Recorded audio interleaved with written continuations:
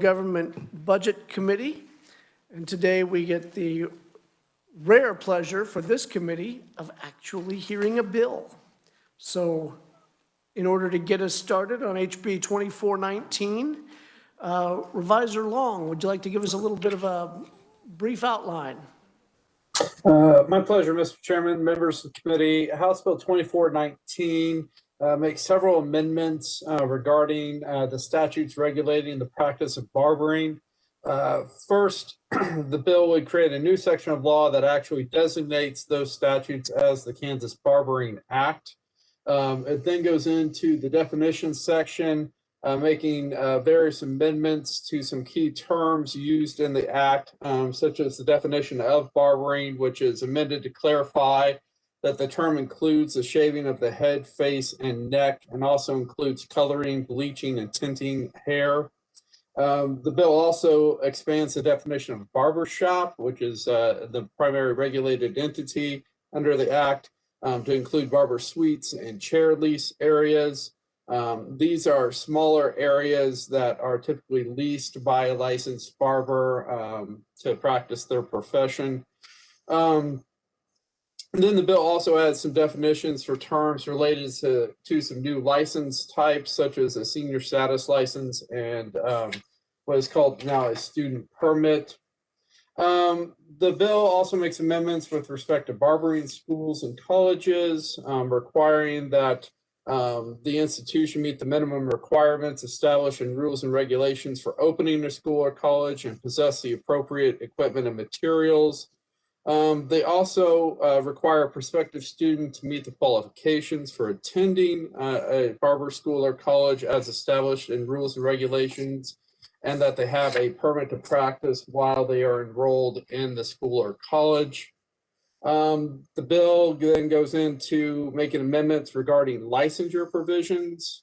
First, the minimum age requirement is raised from 16 to 17. There are clarifying amendments on the conditions and requirements for obtaining a temporary permit if a individual has graduated from an approved school or college but not passed all of their examinations to actually get a full license.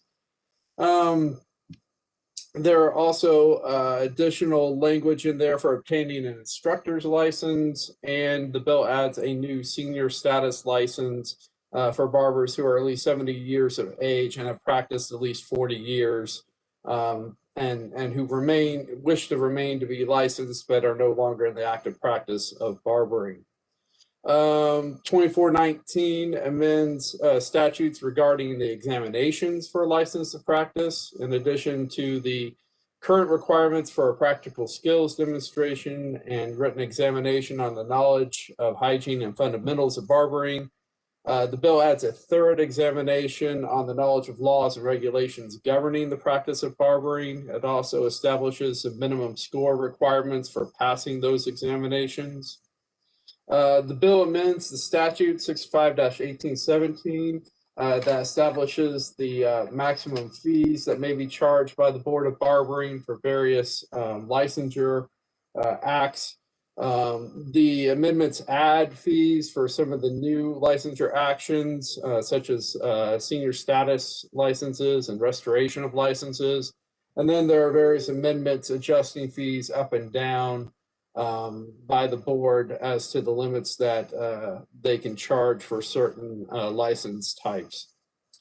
The bill then makes amendments regarding the statutes on the board's regulation of the practice of barbering. This includes clarification that a license is required to operate a barber shop and to operate a barber school or college, and that they can only hire licensed barbers to work there.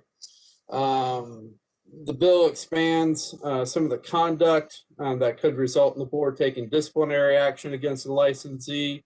They could take action if the licensee has had other disciplinary action taken against them by the board or by a licensing body from another jurisdiction that they hold the license with. If they've committed a Class A person misdemeanor or misdemeanor involving illegal drugs, they've attempted to obtain the license by fraud, to practice without a license, or hire or operate a barber school or college without a license. Then there's also new provisions in the bill for reinstatement, restoration of a license, and those provisions include factors for the board to consider when determining whether to reinstate or restore a license. The statutes currently make violations of the act a Class B non-person misdemeanor. The bill with a fine punishable up to $100. House Bill 2419 amends this section to remove the limit on the fine and to also include in unlawful acts the advertise that a barber that one is operating a barber shop when one doesn't have a license to do so, advertising that one is a licensed barber without holding a license. It would also be a criminal violation to violate the sanitation standards adopted by the Secretary of Health and Environment and rules and regulations. Finally, the bill does amend various statutes to update the board's powers regarding investigations and the issuance of orders. These amendments also include the powers to issue subpoenas, conduct hearings, and assess the costs of investigations. The provisions will go into effect on July 1st of this year if the bill is enacted, and I'd be happy to answer any questions, Mr. Chairman. Supervisor Long, first off, can you help clarify for me a little bit? Is it normal that a violation of rules and reg, or is it at all typical that a violation of KDHE rules and regs would be a misdemeanor? Is that true across other areas as well? I imagine it's probably not a unique situation. There may be other instances where the violation of rules and regulations constitutes a grave enough danger to public health and safety as to warrant potentially a criminal penalty. The only other area I'm thinking of is potentially like alcoholic liquor regulation is one area that comes to mind. I don't know of a specific example off the top of my head, though. All right, thank you. All right, committee questions for the reviser. Representative Wagner. Thank you, Mr. Chairman. Reviser, if you could tell us, you mentioned about the bill amends KSA 651813 requiring about individuals who are licensed to practice in another jurisdiction and have to seek and pass an exam. Would that run counter to what the House just did in House Bill 2066, which kind of, I would say loosened, but it made more reciprocity? I mean, are you following my question? Does that make sense? Yes, and so the Board of Barbering would be subject to those provisions in House Bill 2066, and to the extent that an applicant would be eligible for an expedited license for having qualifications within the scope of practice, potentially the board would have to issue a license under the provisions of 2066 without this additional examination requirement, unless they fell within, I think 2066. Oh, wait. Sorry, pardon me. I believe, well, as I was saying, 2066 has a provision where certain licensing boards can require additional testing and examinations for licensure under certain circumstances. I would have to look at that again to see if that would apply to these types of applicants or whether they would be able to get a license without having to go through that additional examination. More questions? Go ahead. On the bottom of your page, you make a comment about that the bill amends KSA 651819 to require each barbershop to be licensed, et cetera, et cetera. What it amended it that wasn't required before, or what changed? I believe the conferee from the board can probably clarify that question better than I can. My understanding was those were clarifying amendments on what constituted an unlawful practice or a violation of the act, but I would defer to the board on the purpose behind the amendments in the bill. Thank you. No further questions for the reviser. Do we have any in the Hollywood Squares? Oh, Representative Arnberger. Thank you, Mr. Chair. Jason, and I got in late, so you may have already talked about this. I am on page 4, section 5, and I'm looking at subsection B. Can you just explain, I guess I'm a little confused where it says the control of the Secretary of Corrections or the Military Correctional Complex of Fort Leavenworth, and underneath, I am just confused why that's in there and what that actually means. I believe those are alternatives for having completed a satisfactory course of study in barbering. If you notice, there's up in line 31, there's a paragraph 3 and then a cap A. And so one avenue would be under that paragraph cap A. Another alternative would be under paragraph cap B. And then down in line 42, another alternative would be in paragraph cap C. So those are just alternative courses of study for qualifying for a license. Okay, thank you. Right. Further questions? Seeing none. All right. Well, thank you, Jason. All right. Now we'll open the proponent section of the hearing. We have the only verbal is Bruce Williamson. Oh, okay. Okay. Very good. Well, let's start off with Victoria Rajewski with the Board of Barbering, and maybe she can explain some of the changes that were made in the amendments. Welcome to committee.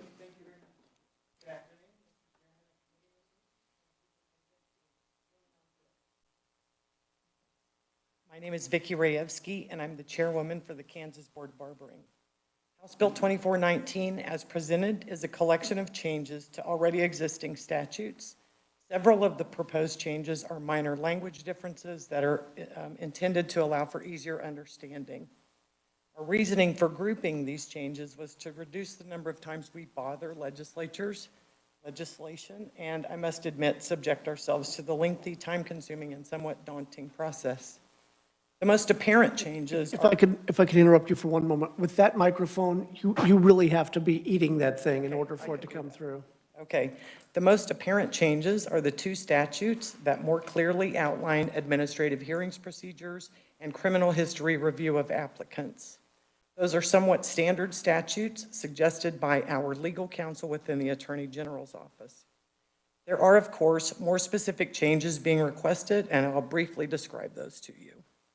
Please keep in mind, 4 of the 5 members appointed to our board are licensed barbers. These statutes have been constructed with the intent of strengthening our profession and upholding the inherent responsibility bestowed upon us. We have made every effort to ensure there will be no negative impact to the public or our licensees. One of the significant changes being presented allows students who have completed 1,000 clock hours of barber training to opt in to taking the written examination while still attending barber school and at an earlier date than they would take their hands-on practical examination. This would allow them to take the written exam while the knowledge is still fresh. The student would then participate in the practical examination at a later scheduled date. The point of this is to decrease test anxiety and increase success rates. We also are reducing the passing score for this written examination from the current 80% to 75% to be more in line with other states using this same exam. Fees for these exams are also being separated, so any applicant that needs to retake either the written or practical exam will only pay for that exam. Currently, the exam fee is the combined cost of both the written and the practical examination, and anytime a student has to apply for re-examination, that entire fee must be collected. Further, we have added the requirement that individuals wishing to become licensed as barber instructors have 40 months of experience to be eligible for that license. This requirement had recently been removed, and we believe that that has led to the content of instruction becoming too often insufficient. We also plan to implement a senior status license. This allows individuals who are over 70 years of age, have been practicing barbers for more than 40 years, but no longer practicing, but wish to maintain their license, to convert that license to senior status. Allow them to enter the profession. It could also allow them to be appointed to serve. License indefinitely.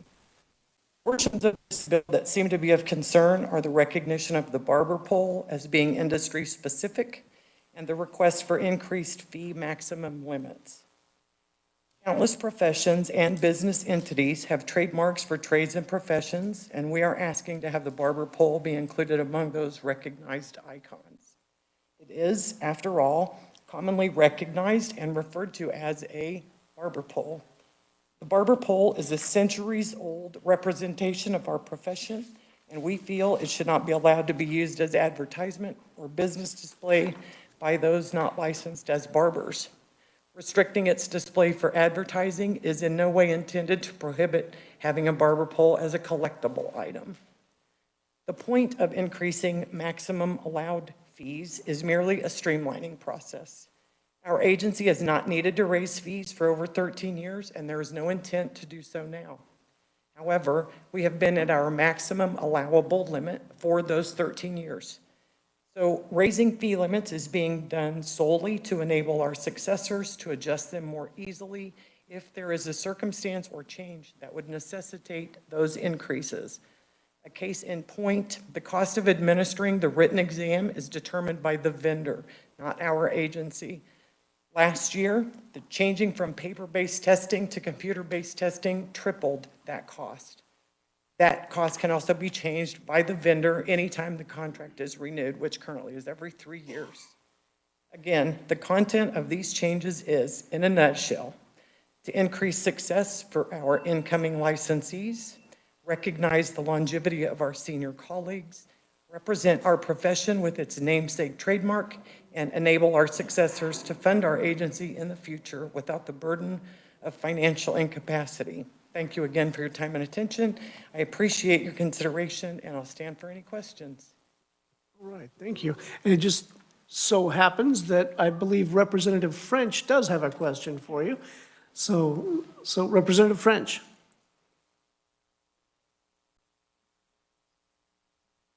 I guess I did raise my hand. I didn't mean to. I have no questions. Okay. I All right, appreciate then, the never- testimony.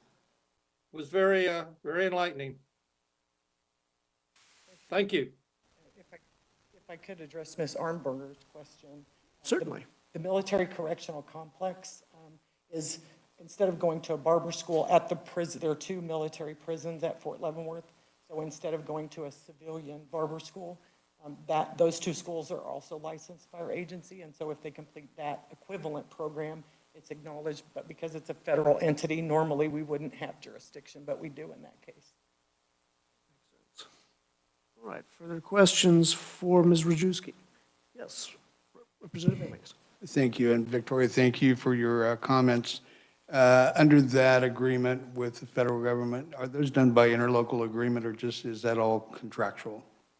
With the MCC, the military correctional complex, our school, I'm speaking on both sides of the fence because that is where I work, is at that school. That school does the things that it needs to do to remain licensed with the Kansas Board of Barbering. So we submit our fee, we are inspected just like every other institution. And then whenever we have candidates who are eligible for examination, the board sends in, not myself, but other representatives of the board to conduct exams inside the facility. Follow-up question then. Several years ago, we did have a facility at the Hutchinson Correctional Facility, and I know it's been closed for a little while. Is there any discussion by the board or people with corrections about possibly opening that facility again? Because it was a very popular facility while it was open. And it actually put out some very, very professional barbers. I know at one point it was taken over by a private entity. I can't remember the name of the entity anymore. And they're the ones that lost funding and shut it down. And so I believe that would still be like a major prohibitor to opening one because it is pretty expensive. But our board was approached by opening one at the United States Penitentiary at Leavenworth. But there was an issue because shaving is part of our curriculum. They they didn't feel that they could do that safely inside that institution, so I think they've kind of shelved it for a while. And I know that we did have one there before and that there were problems, so Really? Okay, yeah, because I wasn't aware of there ever being one. thank you, Mr. Chair. Certainly. One of the things that you mentioned was that at some point, the minimum number of hours of experience had been removed or Instructors. So at one Okay. time, it was 3 years, that you had to have 3 years of experience. And then we were having such difficulty, because once somebody has established themselves for 3 years behind a barber chair, they aren't as willing to give up that lucrative business and come back to instruct, because usually it's a cut in pay. So we removed that stipulation, and then we found out that all we were doing was just prolonging somebody as a barber student because their knowledge wasn't growing. And so if they, let's say, passed their exam with the minimal score of 80%, assuming they could give all of their knowledge to their mentees, their best score would be an 80%. And so there wasn't, the expansion of knowledge wasn't happening after barber school that we would have liked to seen for them to bring back into the school for new students. And so we thought that might have been part of why the students seem to not be doing so well on the written portion of the exam. Now, was that changed legislatively or was that a internal? Legislatively, mhm. Oh, it was. Right, because it was in our statutes, just like we're asking to have Right. it back in, that it was 3 years of experience. Do you remember when that change took place? 2015, 16, about then. Yeah. And so we thought it would give us this influx of instructors, and it did, but unfortunately, they weren't class acts necessarily. Representative Varnberger. Thank you, Mr. Chair. I'm looking at page 8 with all the fees. Could you explain to me a couple questions? One, when would be a time for line 40 where it says issuance of a chair lease license? So if, for instance, there is a barber shop that everybody in the barber shop is self-employed or pays their own taxes, collects their own amount, that person technically license-wise and tax-wise is their own entity. So for us to be able to more accurately track where everybody is, we were hoping to put a minimal fee so we could say that you own a barber shop and have 5 barbers working for you. We need to know who they are. It could also potentially help like in the tax arena or perhaps tracking somebody for child support or things like that. Because right now, if you're licensed, unless you're a shop owner, if you renew your license in April, let's say, and then move in May, we don't know where you go. And so it's kind of a way for us to track kind of how many are active and where they're active. Okay, next question is line 41 where it talks about the temporary permit. When would somebody need a temporary permit? We finished barber school in April. Our next exam isn't scheduled for June. That temporary permit would allow you to work in a barber shop until that exam.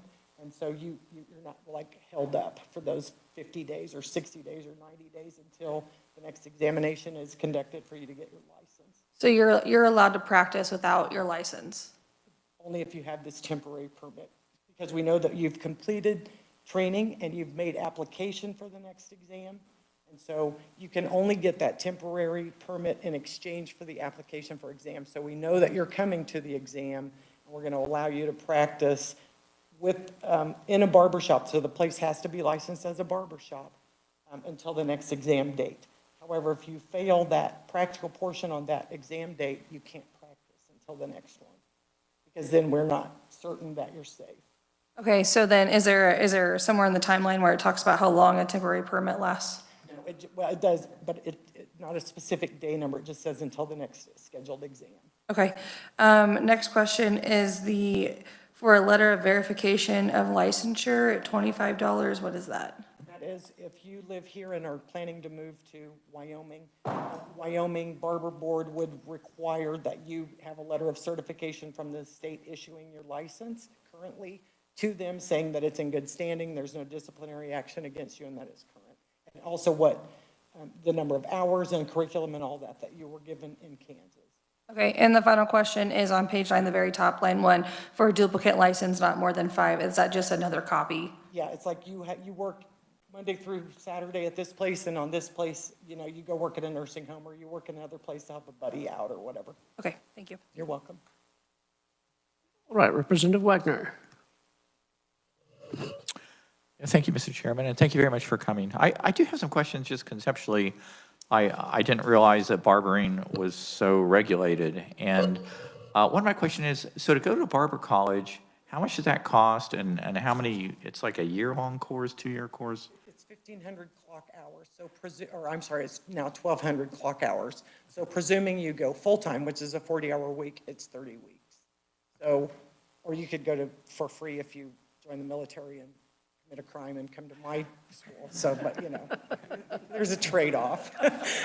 But normally I don't know, because I don't operate a civilian school, and neither do any of these people, but I would guess that it's somewhere in the $10,000-ish range.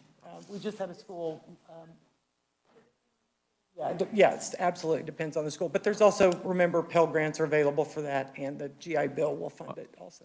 You say it's approximately 10,000. I mean, what's the range? It ranges from, you seem No like, more than I would know, because they see all the catalogs. I would say 10 to 17,000 would be the high side. okay. One or two other questions. So what is the vested public interest in I mean, what's the safety concern with somebody cutting hair? I don't quite get that.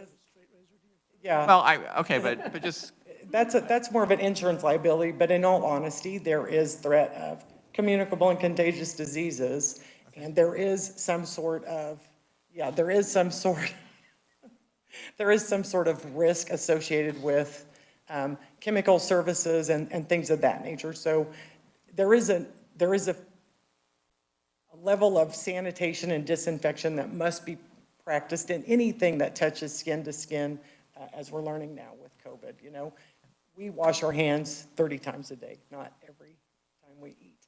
So we wash our hands, we disinfect our tools, and there's a contact time, and there's safe handling of tools, and what we can reuse and what must be disinfected, and there's a lot more to it than one would think outside, because we make it look so flawless. so is Kansas regulations, I mean, does every other state do the same thing with barbering? I mean, Really, every state has a barber board. At one time, Alabama did not, and last year or the year before, I can't remember now, reinstated their barber board, as a matter of fact, because we're regulated along with medical arts and everybody else that deals with any sort of skin or body contact, I would think. see, one other question. Okay, so I was looking at your budget numbers, just since we deal with your budget, and just on the revenue from the fee fund, you're running 170, 180,000 a year. Your cost is 150, 160. I guess I'm a little, as far as raising the fees, it seems like your fee fund's getting bigger, and that. We're not trying to raise our fees, not Okay, at all. you just want the statutory authority to, so. Our budget is fine. I mean, you all saw it a couple of weeks ago. Our budget is in fine shape. However, we don't know. We don't know if we have to move to a different building. We don't know if there will be a mandated raise in minimum wage, So those are things that we have to keep in mind. But at the same time, it's like, if I were the new chairperson and brand new to this entity, and my budget was going to fall short $15,000, they don't understand this process as a new person. And so we just want to give them enough wiggle room to say, okay, because we're not talking about a $400 increase, we're talking about $5. And so, and it's fee funded, so we're not going to just drop out, okay, sorry, we're going to raise your barber license $50. They would burn down the building before they would let us do that. So we're just trying to give enough wiggle room for successors to be able to do that without the legislative process, should it ever become necessary. There's no point, or there's no intent right now to raise anything. What we're trying to do at this point is separate those two exam fees to save examinees money and allow the senior status license to be implemented. Representative Amix, I think you can address that too. Thank you, Mr. Chairman. Vice Chair, one of the things, and just so everybody knows, I do own one of these licenses, and it's coming due, I hear. Did you get the free one? No, I did not. One of the things that I did want to tell you, Vice Chair, and other members of the body, is that, the concern that I have obviously is watching those fee funds and, continue to grow. One of the things you got to remember about the board and COVID-19 and the process that's gone along is that they have not been able to go out and give exams over the last year. Normally, we do about 6 exams a year. Right now, because there are limits to how many people can be at an exam site, we need to conduct at least 10 exams to catch up, just to catch up. And that will cost us about $2,500 per exam between per diem, mileage, lodging, and our, amazing sum that we make for conducting these exams as board members. So we're behind the 8 ball. We are probably $25,000 will need to be spent just between now and we hope by the end of the fiscal year. We're not even sure we can conduct all the exams that quickly, but we're trying to. Right. So I will continue, thank you, Mr. Chair. Just so that you know, we're going to see that fund balance shrink rather rapidly in that particular line, just because of going out and being able to do those testing on sites because of the travel and everything that goes along with it. So it's going to be an expensive thing. So in a couple of years, I'm sure, no matter what we do with the caps in this bill, the truth of the matter is there's probably going to come that time in a couple of years where we're going to have to come back and reconsider or do something with those. Thank you, Mr. Chair. All right, any further questions for Ms. Rajewski? Seeing none. Thank you for being here. Thank you very much. We appreciate your time. All right, next up, we have Theresa Patterson.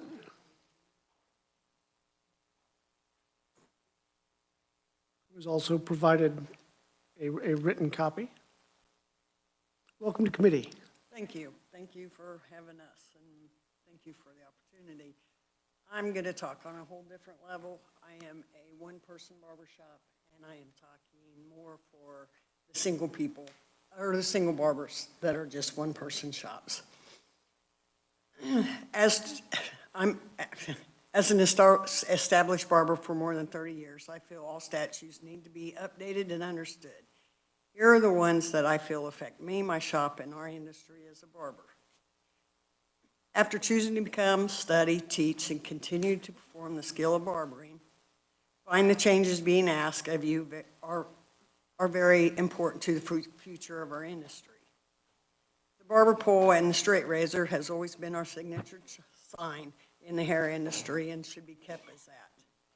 Straight razor use takes a lot of time and knowledge to learn and is as sharp as a scalpel used while performing surgery, and should not be allowed in the hands of anybody that has not completed either barber school or the crossover course to learn the true skill of the art. Allowing a chair lease license is one of the important keys to keeping up on all barbers and students, keeping all people performing barber skills on public legal. It also allows the barber board to keep updated paperwork. As a shop owner, continuing to prevent and control infectious and contagious diseases keeps the barber safe as well as the general public. After so many years or at an age where a licensed barber can no longer practice the art or skill of barbering, they should be allowed a senior status license for a one-time fee. They've earned it. As a licensed instructor myself, I feel that the change of hours needs to be amended back due to the fact that all barbers need more time in the industry before being allowed to teach or demonstrate skills they themselves have not done except when needed to complete school. As to the cap fees, we are all entering into a new world after COVID-19. The caps are not the main goal at this point in time. Our goal is to continue to move forward and keep our barber board alive and working for us all. In due time, prices will increase and continue to increase until our caps are met. Thank you. Right. Any questions from the committee? Seeing none. Thank you. How about from the Hollywood Squares? Nope, I see none up there either. Okay, thanks for being here. All right, now we have oral proponent testimony from Bruce Williamson.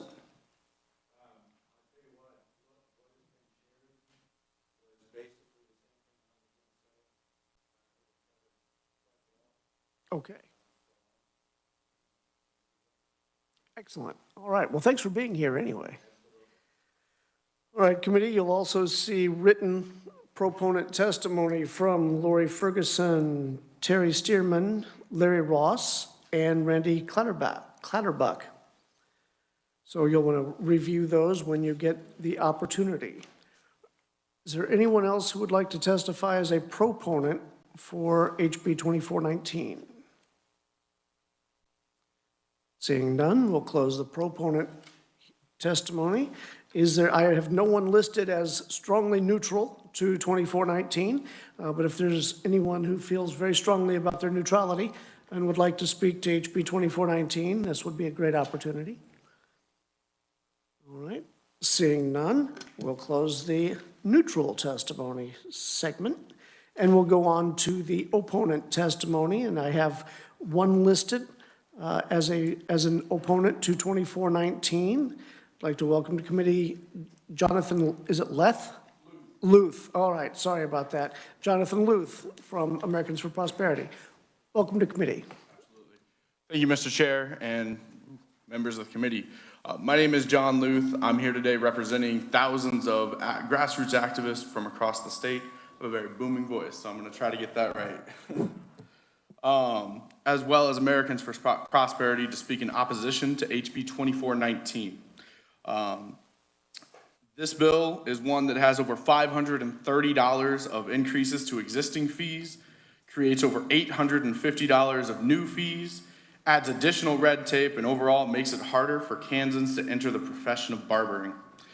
Kansans expect service providers to be competent and honest, and the fact is these expectations can and have been met using, using outside options our options outside of needless government licensing barriers that benefit nothing but special interest at the expense of Kansas families and providers. According to the NEES Center for the Study of Occupational Regulation, Kansas already has in place some of the highest barriers to entry of all bordering states, including the highest fees of all bordering states and the highest educational degree of all bordering states, with a required degree from a board-approved barber college. To put that into perspective, the next highest educational requirement for degree comes from Nebraska, where you're required to have a high school diploma. That, combined with the fact that the U.S. Bureau of Labor and Statistics projects that from 2019 to 2029, the profession of barbering will see the loss of over 9,000 jobs. It is clear that we should not be adding additional barriers to entry for those Kansans who are simply trying to make a living. Beyond the new and increased fees, the restrictions on compensation for those students currently enrolled in Barber College, the bill also seeks to add new criminal penalties for violations.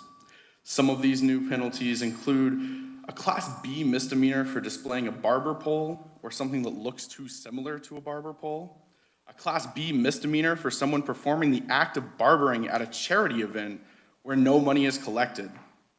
Knowing that, I suppose we should alert all of our youth pastors and teachers across the state of Kansas that at their next fundraising event, should they decide a fun incentive for students to donate money would be to shave their head or shave their beard off, they better have a licensed barber on standby with their license readily able to be displayed. I will close by saying this. In a city like Topeka and other major metropolitan areas, it can be easy to forget the immense value of a barber to a community. For those that live in our small and rural communities, their local barbershops may be the only place for miles that they can get a haircut. That high school student who's simply trying to get ready for his first prom, or that parent who has their first interview in a long time and wants to look their best. These are the Kansans who are going to be impacted by increased costs, overburdensome red tapes, and seeing their local barbershops disappear as cost of services increase. In short, this bill does nothing more than make it more difficult to enter the field of barbering, which is already a shrinking field, and signal to those who do want to enter that field that Kansas does not want them, and that we will continue to be ranked in the top 10 in the country for outward migration as those students leave our state to practice their chosen profession elsewhere. I ask that you please vote no on HB 2419. Thank you for your time. Committee, any questions for Mr. Luth? Yes, Representative Amix. Thank you, Mr. Chair. Mr. Luth, question. Describe for me again what you said the requirements are to become a barber in Nebraska?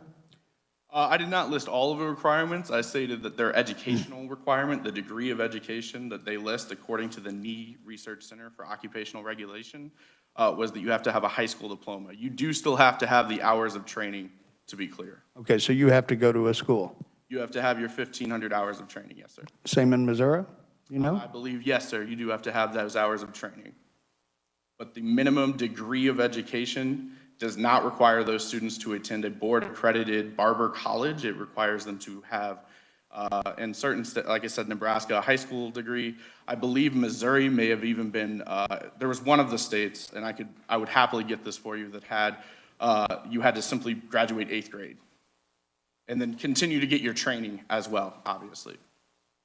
But in the background of the research that you did, a school was required in most of those cases?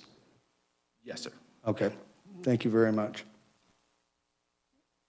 All right. Further questions from the committee? Seeing none. All right, thank you for being here. Is there anyone else who would like to speak as an opponent? I have no one listed. But now would be your opportunity. All right, seeing none, we will close the opponent testimony to 2419. And with that, we will also similarly close the hearing on HB 2419. Committee, we will very likely be working this bill tomorrow. So if you have recommendations or thoughts for amendment or anything along those lines, this would be a wonderful time for you to start getting to work on those. And I'm sure Revisor Long is anxious to hear any feedback from you on that. But, yes, Representative Amix. Thank you, Mr. Chair. For additional information, I think something that might be helpful, there is a question about the necessity to raise those caps at this time on all the fees. I'd like to know information either provided by the board or by the revisor's office, what effect it would have on the organization and specifically their budget if we did not raise those caps and they did not have the authority at this time to raise whatever fees that they would have. That might be something that you'd probably want to take up with the proponents on that. I think that would be a valid question. If you could, And part of your homework assignment for the evening. well, there we go. Okay. All right. Until tomorrow, ladies and gentlemen of the committee, we are adjourned. Wasn't looking